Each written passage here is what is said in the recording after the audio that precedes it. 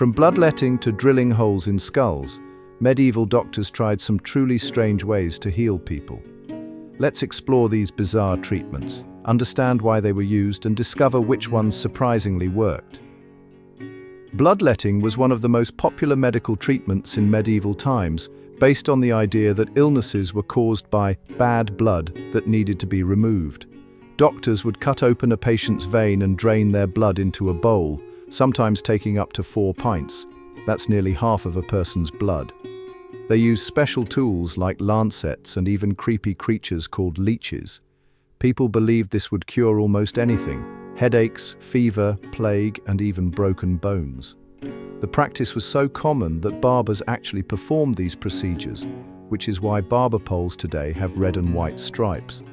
The red represented blood and white represented bandages. While this might sound completely crazy to us now, bloodletting was based on the ancient theory of the 4 bodily humours, which doctors followed for over 2,000 years. Medieval doctors had a peculiar fascination with urine. They actually thought it was a window into the body's health. They would examine the colour, smell, and even taste of urine to diagnose illnesses. These doctors, called uroscopists, carried special glass flasks shaped like balloons to study urine samples. They had detailed colour charts matching different shades of urine to specific diseases. But it didn't stop at diagnosis. They also used urine as medicine. Doctors prescribed urine drinks for fever, skin problems, and even toothaches.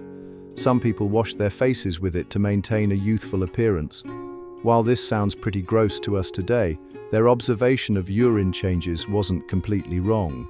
Modern doctors still test urine to diagnose various health conditions, just with much more scientific methods and definitely no tasting involved. One of the most shocking medieval medical procedures was trepanation, the practice of drilling or scraping holes into a person's skull. Medieval doctors believed this would release evil spirits or reduce pressure in the head. They used special tools called trepans, which looked like hand-operated drills with circular blades. Surprisingly, many patients survived this dangerous procedure. We've found healed skull holes in ancient remains. They used it to treat headaches, seizures, and mental health issues. While it seems terrifying, it's actually one of the oldest surgical procedures in human history, dating back over 7,000 years.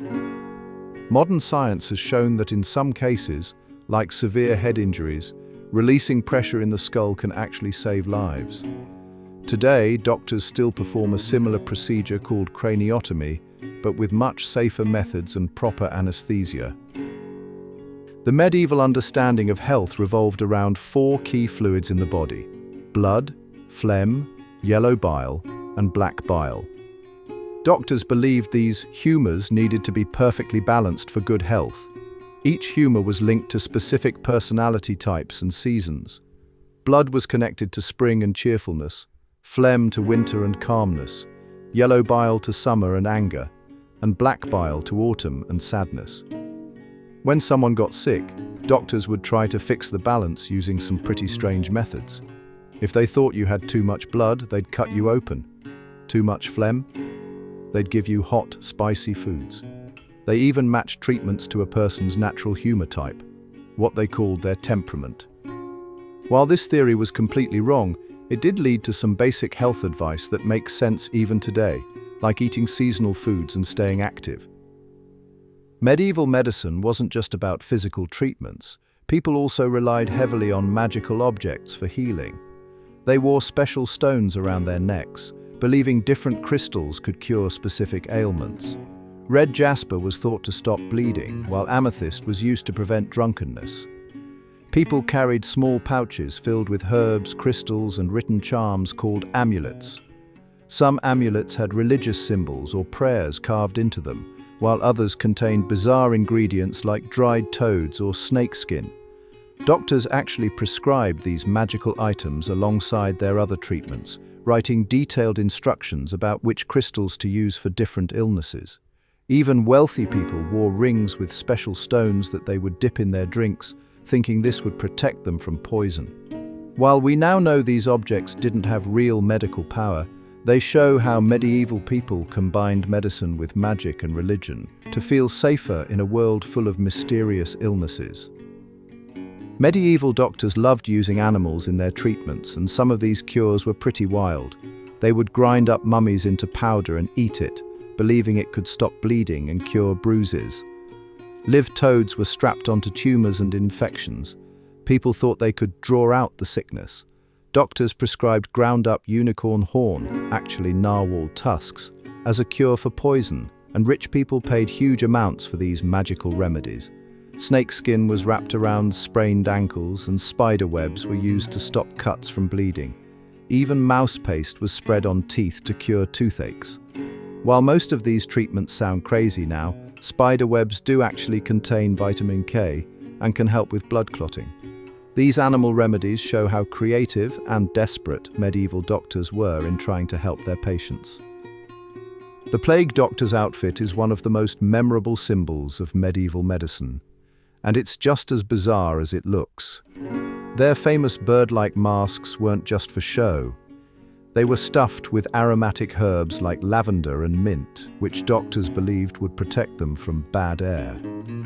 These doctors wore long leather coats, gloves, and carried special canes to examine patients from a distance. Their treatments were equally strange. They would burn herbs in sick rooms, recommend drinking vinegar, and sometimes place live chickens next to patients to absorb the disease. Some even advised drinking gold particles or wearing emeralds for protection. They also used theriac, a mixture containing dozens of ingredients including ground pearls, herbs, and sometimes even snake meat, which they claimed could cure anything. Here's something that might shock you. Medieval doctors often used mercury and arsenic as medicine. Mercury was a popular treatment for skin problems and diseases like syphilis. Doctors would rub mercury ointments on people's skin or have them breathe in its vapors. They even gave patients mercury pills to swallow. Arsenic was another go-to remedy, used to treat everything from fever to headaches. Doctors mixed it into tonics and ointments, thinking it would cure diseases and improve skin conditions.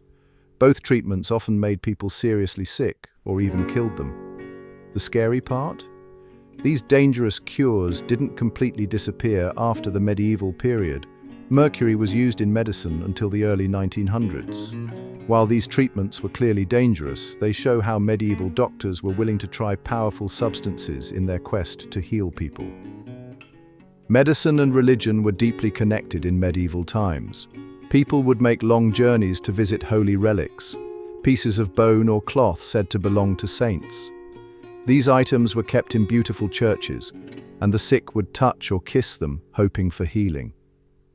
Pilgrims even collected holy water or dust from saints' tombs in small bottles to take home as medicine. Churches had special areas called healing chapels where sick people would sleep, believing saints would visit them in dreams with cures. Priests were often the first ones people went to when sick, and they would prescribe both prayers and herbal medicines. Many hospitals were run by monks and nuns who combined practical care with spiritual healing. While this might seem strange to us now, these religious practices gave people hope and comfort during times when medical knowledge was limited. Not everything from medieval medicine was misguided. Their herbal treatments often had real healing power. Willow bark, which they used for headaches and fever, contains salicylic acid, the same ingredient in modern aspirin. Garlic, a medieval favorite, really does fight infections thanks to its natural antibacterial properties. They used lavender for better sleep and chamomile for stomach problems, both of which we still use today.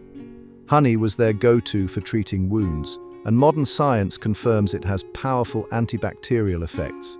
Medieval healers also used foxglove for heart problems, which led to today's heart medication digoxin. These plant-based medicines were often mixed with less effective ingredients, but the core healing properties were real. It's amazing to think that some of their herbal knowledge, passed down through generations, has been proven right by modern science. Thanks for joining us on this wild journey through medieval medicine. From bloodletting to skull drilling, it's amazing how far healthcare has come. If you enjoyed learning about these bizarre treatments, hit like, subscribe, and share with your history-loving friends.